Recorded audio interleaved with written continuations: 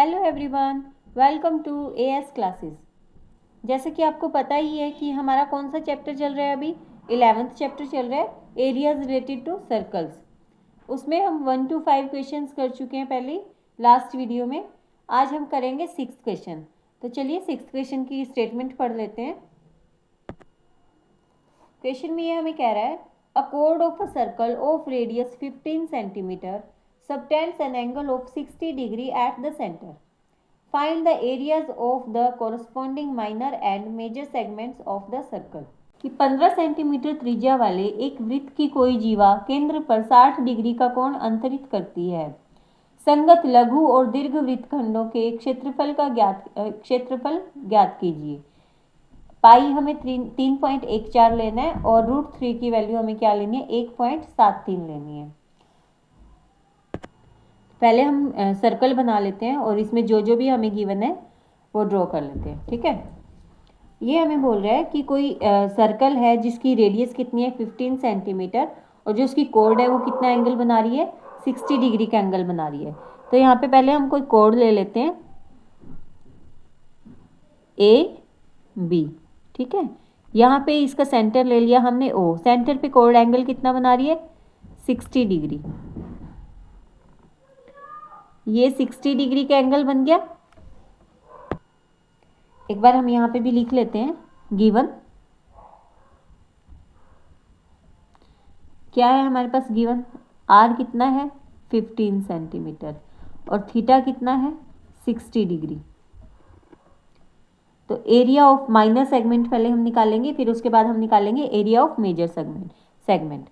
तो पहले हम लिख लेते हैं एरिया ऑफ माइनर सेगमेंट। क्या फॉर्मूला था माइनर सेगमेंट का, जो ये वाला जो सेगमेंट है ना, कोड के नीचे वाला जो पार्ट है छोटे वाला, इसको हम बोलेंगे माइनर सेगमेंट। तो इस माइनर सेगमेंट का हमें निकालना है। तो मैंने इसका आपको फॉर्मूला बताया था कि जो माइनर सेक्टर बनता है, माइनर सेक्टर ओ ए वाई बी, ये माइनर सेक्टर हो गया हमारे पास। और इसमें से जब हम इस ट्रायंगल के एरिया को निकाल देंगे, माइनर सेक्टर के एरिया में से जब हम ट्रायंगल के एरिया को निकाल देंगे तो क्या बचेगा हमारे पास, ये कोड के नीचे वाला एरिया बचेगा, यानी कि वृत्तखंड बचेगा। तो इस वृत्तखंड का क्षेत्रफल हमें निकालना है, माइनर सेगमेंट का निकालना है। तो इसके लिए हम जो मैंने आपको बताया अभी उसको हम लिख लेते हैं, एरिया ऑफ माइनर सेक्टर।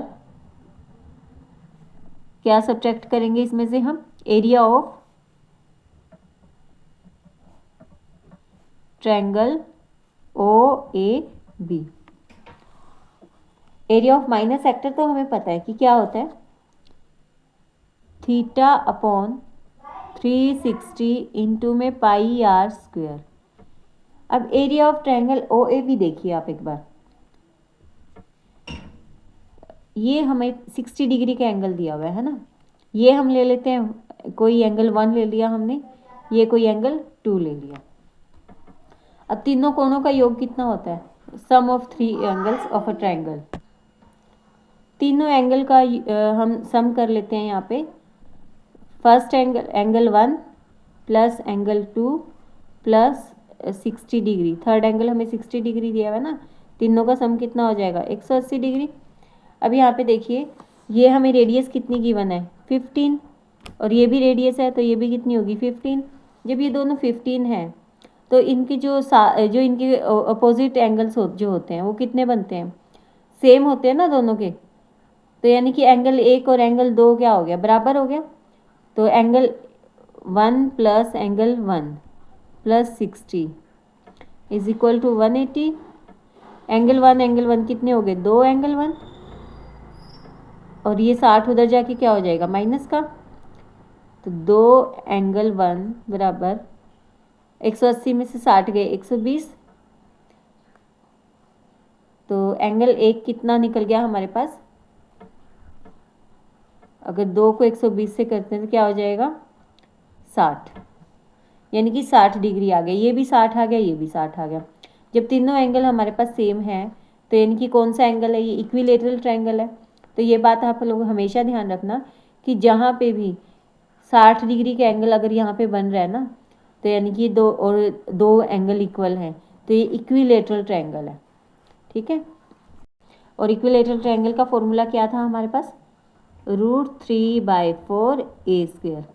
अगर आपको फॉर्मूला दोबारा से करनी है तो आप मेरी इंट्रोडक्शन वीडियो जाकर देख सकते हैं।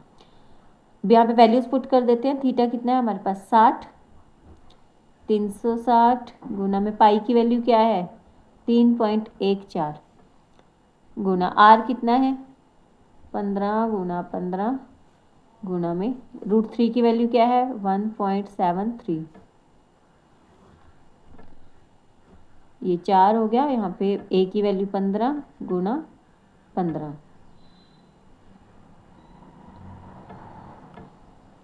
अब इसमें से जो कट रहा है वो हम काट लेते हैं। यहाँ पे सॉरी माइनस का साइन आएगा,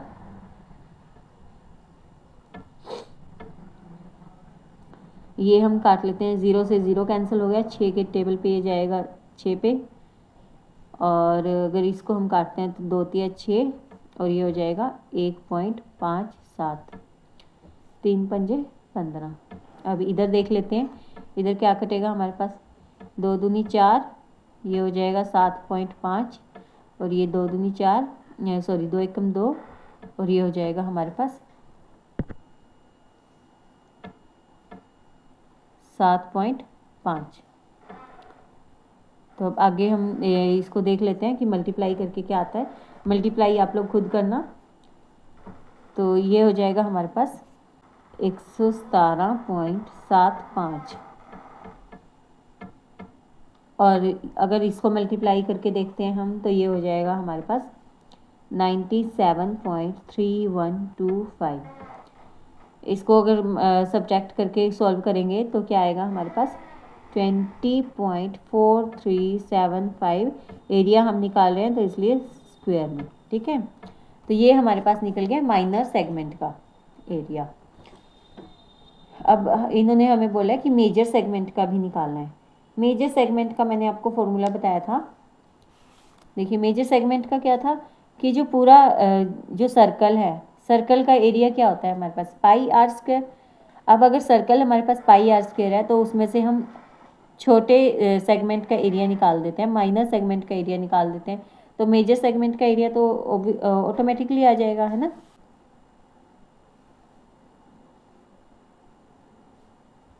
एरिया ऑफ मेजर सेगमेंट क्या होगा हमारे पास πr² में से क्या माइनस कर देंगे, area of minor segment. πr², इसकी वैल्यू क्या हो जाएगी पाई की 3.14, आर क्या है हमारे पास 15 × 15, और माइनस में एरिया ऑफ माइनर सेगमेंट क्या निकला है हमारे पास 20.4375।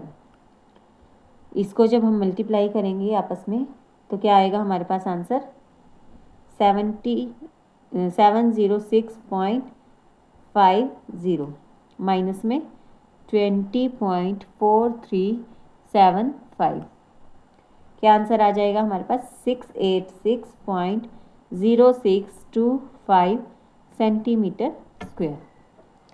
तो ये हो गया हमारे पास 6th क्वेश्चन हमारा कंप्लीट हो गया। अगर आपको फिर भी कोई डाउट है तो या तो आप कमेंट सेक्शन में पूछ सकते हैं या फिर आप एक बार वीडियो को दोबारा से देख सकते हैं। जब आप वीडियो को 2-3 बार देखेंगे ना तो आपको क्वेश्चन की जो कॉन्सेप्ट है या जो भी फॉर्मूलाज हैं ये सब क्लियर हो जाएगा।